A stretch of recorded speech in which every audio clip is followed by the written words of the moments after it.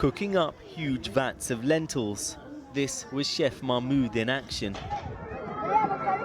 With some children literally starving to death in northern Gaza, and Israel accused of using hunger as a weapon of war, the soup kitchen he helped run was a vital lifeline.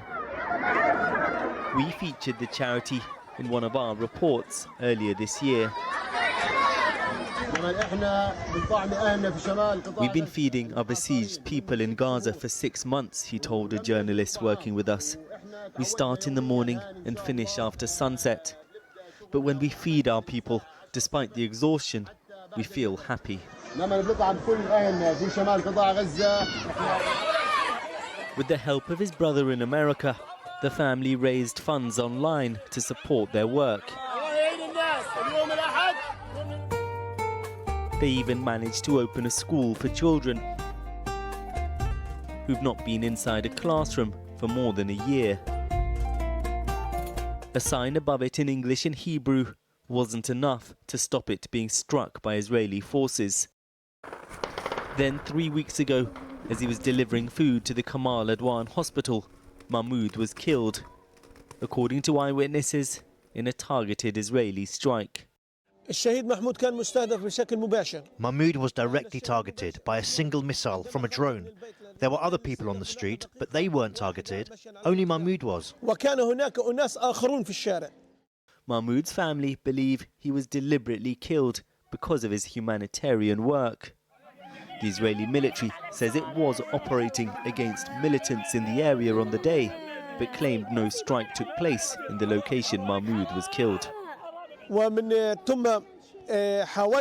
We tried to take Mahmoud to the hospital, clinging to the hope that he might still be alive.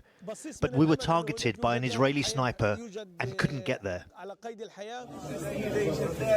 Staff at Mahmoud Al Madhoun hospital, who Mahmoud was trying to provide food for, have reported near daily Israeli attacks on or around its premises.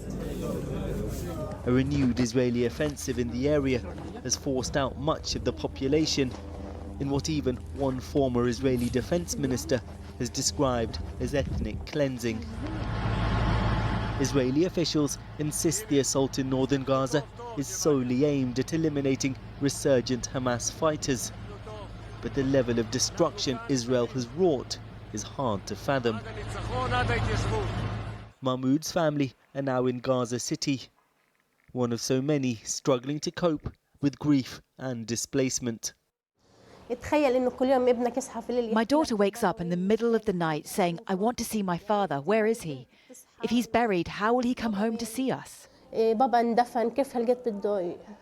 There's also pride in the sacrifice Mahmoud made in trying to help others. The family could have left their home in northern Gaza, but chose to remain. I feel immense pride. I mourn for Mahmoud, but I am so proud of him. Everyone speaks about him. People in the street come up to me to talk about him. Now a poster of Mahmoud looks down on the soup kitchen. Still running, but displaced to a new location. The hunger and the killing in Gaza continue. So too does the determination to survive.